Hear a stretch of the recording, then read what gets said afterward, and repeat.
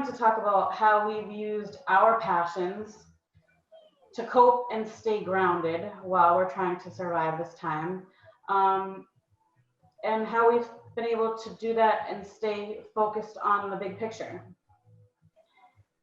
So we have Jessie up first. Now, Jessie, movement and fitness are your forte, and with quarantine, basically your whole concept of how you express and share those passions has changed. So how have you used movement and creativity to survive quarantine, stay focused, and also reinvent what that means to you in this really weird limbo that we're in right now? Yeah. So as Christina said, movement to me has always been my outlet, my therapy. And whenever I have found myself in a place of struggle, I have used movement to get out of that. So anyone who knows me, I wasn't born in the States. I was born in Costa Rica, and I moved to the States at 15, which is a really awkward age to move somewhere new, completely new. And my outlet was dance, because that was something that I did growing up in Costa Rica. And that was the only thing that brought me back to not only feeling at home, but feeling like myself again, when I felt so displaced. And I have used that in moving to the US. I've used it in going through breakups, all different breakups.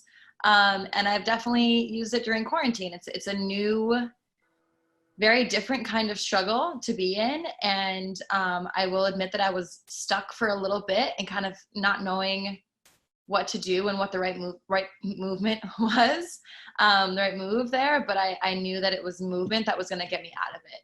And so I've always loved dance. I also became like a big fitness junkie, and now I teach fitness as well. And so I knew that those were the two things that were going to get me out of this. So what I did was, as everyone else is also doing, if you guys follow other, fitness instructors, everyone's doing online classes now. And I wanted that so that I could have the movement for my own self, but I also wanted it to build the community and bring the community back. That makes me feel so fulfilled. And so I came up with this idea that felt very authentic to me, which was to create a fitness mixtape. And I'm a big hip hop junkie, so everything is always music related to me. And the idea behind the fitness mixtape is that it is a mixtape. So you buy a mixtape, which has different tracks or different classes. Every class is a different format. And you can either purchase a mixtape and work out with me all week, or if you want, you can just purchase individual tracks and pick your favorite kinds of classes and do that. And then I always have a bonus track on Sundays, which is a very special class, which can be anything from cycling to hip hop dance, to bar, to working with other trainers in different skills like yoga and boxing, etc. So I kind of developed this idea that felt very right in the moment. And and that has been the main thing to really help me through this, is that I felt so stuck for a really long time. And when that idea came to me, I was like, this is it. I feel that passion again, and I feel alive again, and I can reconnect with my community again, and I can use movement to get myself through this. So that's the idea behind it. Which is amazing, because movement and music are both such uplifting powers in and of itself. So to combine the two. Yeah, and I've seen throughout all of my 32 years, how movement and music bring people together of all different backgrounds, of all different ethnicities, of all different ages, of all different abilities. Music, movement bring communities together, and I wanted to do that during this awful, dreadful time that we're in right now to my best ability. And you did. Like the visuals, the presentation, everything is so creative. I can't even. Thank you. I appreciate that. Amazing. All right, we have Natalie up next. So Natalie's career revolves around the news and staying in the know. So Natalie, how have you used staying in the know and creativity to not only survive quarantine and stay focused, But also, how do you not let the current state of affairs bring you down? Because you're living, eating, and breathing all things quarantine and COVID, and that's really hard. Like, I'm the type of person, I just don't watch the news because I'm too sensitive, and it'll like. Thanks, Christina. That really helps me out. Well, but I watch yours. I watch you because you don't depress me. But I'm not going to turn on Channel 5 News at 10 o'clock before I go to sleep. Right. Let me get How have you balanced and thrived? Can I just get a quick show of hands of people who are in this group right now that are single and live by themselves? Because it's a different, like you said, it's a little different ballgame, because being in news, if you really do, because I'm like kind of a news junkie, and sometimes that can be so detrimental, because all we want is information. We want to know what's happening, we want to know what's happening, and then you overdose on it and you're fucking sad because you're like, all you're getting is like, this is the end of the world. So what I've done, like really producing wise for my show, is like, we got to have the good stuff. We have so many stories about how many people died, how many people are sick, how people don't have this, and that's important. But like, there's also a lot of people doing a lot of good stuff. And I just kind of make sure that we tell those stories. We get lighthearted. We tell the stupid stuff sometimes. Like, we had a survey that was like, oh, it's too light, or like, people just either they like it or they don't. We're trying to have a younger audience. So those people who didn't like it, we basically were like, duh, we knew you weren't. But it's one of those things where you can't always look at the bad, but a lot of news only shows you the bad. And so how I've been coping is I make sure that I comb through and I find the good stories that I would want, that I'm like, oh, that's so sweet, or like, look at this, that I would think other people would want, that you guys would want. Because it gets really sad. It gets really depressing. I mean, and we've done it, all of us, on Instagram. Like, you've gone for a deep dive. Every single one of us has gone for a deep dive and been like, oh shit. Like, and you think that this is it.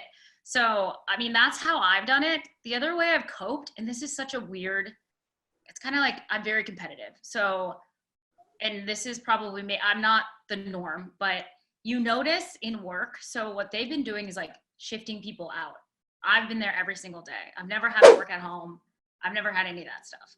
And I'm noticing that other people who don't work as hard are weeding themselves out one by one. Mm-hmm. So what I did was like, I just kind of grounded down in work and was like, I'll be the best at this because the lane is open. And so for so many of you that are working now and you notice like so-and-so's not answering emails, or like they're not, that's your lane, because you're noticing who the weak are, who's going to do the half-assed stuff, who's not going to follow through. And then when you come out of this, they've like, oh, you did the most. You were still working. You use this as an opportunity to come out of this and be the best in your position. And I think people who don't like see the edge are just like, yeah, I get to work from home. I get to wear sweats. I get to do whatever. I don't have to answer on time. And the people who are really about it are going to come out with a promotion, or going to save their company. Mm-hmm. And so when I've been at work every single day, not complaining, knowing that all girls at home doing whatever, that I'm using this as an opportunity. So, I mean, I've coped by just digging into work and also making sure that everyone at home isn't watching and crying, essentially. I love it. Promotion, girl. Yeah, and she got a promotion. Cheers to that. Thank you. So yeah, it's working. It's working. People see it as a bad thing. You see it as an opportunity to work harder than someone else, then get it. Like, go after it, because the lane's open now. And there's no excuse, because there's time. There's time to do it, so. Yeah, and it's like, some people are just having a hard time getting from day to day, but if you're one of those people that's not, like, capitalize on your strength. And seriously, now it's your time to create something out of nothing. And if you can do that, then you can survive and prosper once we come out tenfold beyond other people. Yeah. And I think like right now is like a true test of like character and self-discipline and like your mental strength. I think I talk to myself every day. Now it's like me, myself, and we just have conversations all day long. And I've decided that's not crazy. It's just the new norm. but you have to talk yourself up instead of talking yourself down. Right. Thank you, Natalie. All right, Stephanie. Between Nine Tailors and your own brand, fashion is life. And I know I struggle with the fact that I have all of these cute outfits in my closet that I have nowhere to wear. So I can only imagine how you're struggling and suffering, because it's a whole different form of expression, Right. and purpose for you. So how have you used fashion, your passion for fashion and creativity to stay focused, especially during a time where we're living in sweats and house clothes and slippers? I know it sucks. You know, like I tell my friends, when it comes, well, first and foremost, hello everybody. I don't know most of everybody who's on here, so I'm super excited for the turnout. This is like great. I'm like, wow, everybody want to come and join us. But yeah, so for me, fashion isn't just like a hobby. It's literally like a lifestyle for me. So one of the things that I do, because I've actually been really busy during the COVID-19, any opportunity that I get to dress up, like I think I had told y'all, I'll go to Walmart, I got heels on. I went to Home Depot to pick up flowers to garden. I had heels on. And I know that they looked at me crazy, but for me, I live by that motto, you look good, you feel good. So I definitely take the opportunity to dress up twice, at most maybe 3 times a week. You know what I mean? Do a little bit of a makeup, do my hair. Not that I have much, but it's still maintenance. Like I still got to do something. You know, and I try. So if you girls don't know of this app, House Party is a lot of fun. So one of the things that I've been encouraging like family and friends to do is like get on it, have a happy hour, dress up, because we're not going anywhere, right? So even if you do that, you'll notice that it does uplift you a little bit. You know, when you look at it, you really do feel really good. And so during these times, another thing that I have done is I've taken my skills and I've applied them to keep myself motivated and driven. So I've started making masks, and I've been helping communities. I've been donating to hospitals. You know, I started making the mask in my home, and the demand got so high, I had to look for a local manufacturer that would be able to help and assist me in the production. And I was able to thankfully find somebody. And now, you know, I get to travel to the city. Girls, I get to travel to the city. I did not think that commuting to Boston was going to be the best part of my day during the week. And now it's like, son, we got to get dressed up, girl. Let's see your hair. She's just like, oh, fine.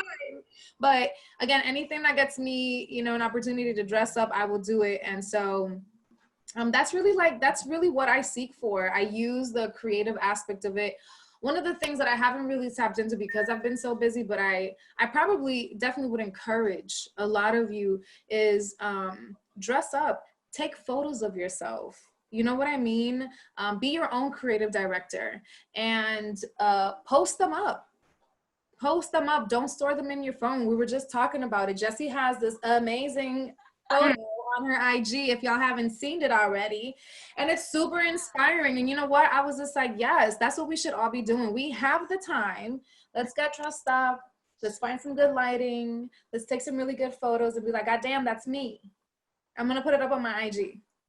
You know, and encourage your friends and your family to do the same, because it's crazy to think that, oh, you know, dressing up won't really do that for you, but you'd be surprised how your spirits get a little bit uplifted when you see yourself with a little blush. Because let me tell y'all, I'm brown, but I look pale nowadays. Like I need a tan. So putting a little blush, a little mascara, and some lip gloss has me feeling like, I'm like, okay, yeah, I like this. So, you know, I think fashion for everybody is just like dance. It's a universal type of language. You know, find what works for you, find what makes you feel empowered and sexy and chic. And I encourage all of you girls, that's your homework. Have your own little photo shoot at home and post them up and tag us. Tag all of us in it. I want to see them. I don't like them all.